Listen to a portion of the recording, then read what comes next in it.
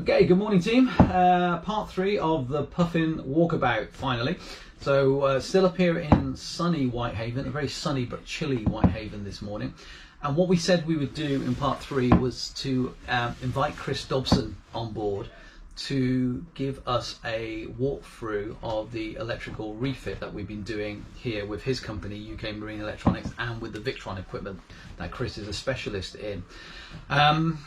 So as a reminder, those who've been following our progress, what we've done on Puffin is we've designed a very robust system, electrical system. It's relatively simple, but hopefully we put some thought into design. So what Chris will talk about is our system has got a primary circuit, so a primary battery. It's got a secondary circuit, a secondary battery, completely independent of each other. Allowing me to essentially lose one and retain the secondary. And then it's got a third system, a critical systems battery, which is a smaller unit which will be always protected and always maintained at full charge, no matter what's going on with the other systems on the boat. And the critical systems will run things like my SSB, my Icon HF radio, my yellow brick tracker on board, and systems that I'm going to need when things go wrong potentially. So when Chris talks about the Victron and what he's done in the design, just keep that in mind. He'll talk about primary circuits, secondary circuits, and then critical systems circuits, and they're all managed by these clever components from Victron, which we've built into this box back here, which we call Big Blue. Interestingly, this week Victron have launched a video about Puffin and about the Golden Globe and about their support of our refit. So Victron thought it was a great story, really interesting story for them, so they put together a professional video. We put it on our Facebook page, so you'll see it there, but if you went to Victron Energy's website, you'll see it there. They've written a very nice blog about the Golden Globe race, its history, the event in 2018. They've got some great images of Isfahan Copper on Puffin in the last race, and all the other competitors as they were leaving Saab alone. So it's a real, it's a really nice thing. And then there's a bit of an interview with me on board Puffin while we were doing this refit on there, and they put that out on their channels this week. So it's quite timely actually to get Chris down. Anyway, I'll stop now. We'll get Chris down. I'll leave him set up with the camera, and we'll go from there. Okay, thank you. Here we are on Puffin, and I want to try just explain to you exactly what all this Victron stuff's about. Puffin is obviously going around the world, so we need to have a lot of redundancy built in. So at the moment what we've got is two separate battery systems. Instead of combining the two batteries together to make one big bank, we've got two totally independent systems.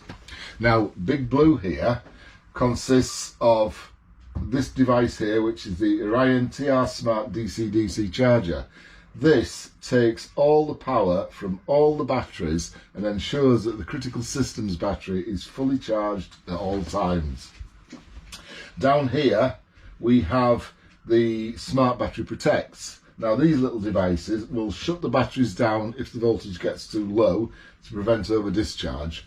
They also will stop any short circuit, so instead of blowing the fuse, they simply shut down, come up with an error code which Ian will be able to see there, and then when the problem's solved, it starts up again. Further down we have the two MPPT solar controllers. One is for the 110 watt panels and one is for the 40 watt panels. The 110 watt ones charge the primary system and the 40 watt ones charge the secondary system. However, when the batteries are full, the Syrix unit here combines and starts to charge all the batteries. So basically, as the thing charges up, it uses all the charging sources to charge all the batteries.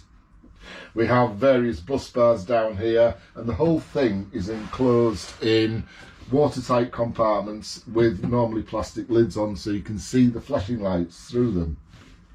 Just down here we have a smaller charger, which is for the roving solar panel. that will primarily charge the engine battery, but again, once it's charged, it will start to charge all the batteries. In fact, there we went. It's only just this minute come in. We've charged up the batteries, which have been, the whole boat's been running on those batteries for the last 2 days. This has now come in and it is now charging all the batteries on the boat. These are the diode battery combiners. And what they do is isolate the batteries, but take power from all the batteries to go through the TR Smart to charge the critical systems battery.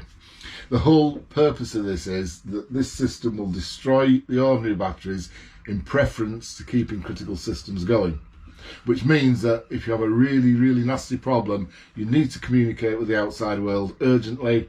The critical systems battery, which is mounted higher up, and I'm sure Ian will show you later on, will always be working. So here we have the switch panel, specially designed for Puffin. The 2 battery monitors will enable him to see the primary battery state, the secondary battery state, but it will also allow us to look at the critical systems battery and the engine start battery. The little blue light in the middle there indicates that the critical systems battery is healthy. It's not just for show.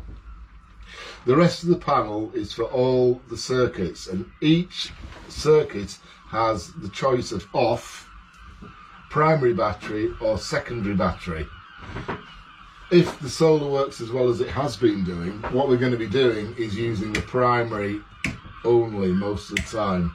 As we turn lights on here, we can see the amount of power being generated by the solar reduce because it's being consumed directly by the lights. However, if there is a problem, we can switch to the secondary system. So we've totally ignored the primary battery and we're now using the secondary battery. And this works for all the circuits on the boat with the exception of critical systems, which always comes from the critical systems battery. Okay, let's have a look at the internals now. Again, it's a custom built panel. In here we have industrial type switches which are completely waterproof at the front. Each switch will handle 10 amps. So where we've got circuits, for example, like the LED lighting that handles a lot less than 10 amps, we go straight through the switch. However, where we have heavy duty ones like the deck wash, which takes more than 10 amps, we go through relays, which are located up here. We have at the end a spare relay, so should a relay fail, which is highly unlikely, we can simply swap the wires over and we're good to go again. The fuse boxes are all using automotive type blade fuses, which of course are protected inside the enclosure so they're not going to corrode. Each fuse has an indicator light, so if a fuse fails, it lights up. You simply open the door and you can easily spot which fuse has failed. Because there's a excuse me, primary and secondary system, if circuit fails, you can find the problem, switch to the secondary, and then change the fuse at leisure. All the terminal blocks here are again industrial type terminal blocks, and here we have the diodes that are used for the alarm system. So this is the alarm system here. If we have any alarms, they will show on this panel here. It will sound the sounder there. Let's try demonstrate that by showing you what happens when a bilge alarm goes off. Okay, we now have a bilge 3 alarm. The audible alarm and flashing lights alerted the skipper to the problem. However, that can be irritating, so let's cancel it. The bilge pump's still there, and the whole thing will reset once the alarms have gone off. Hey.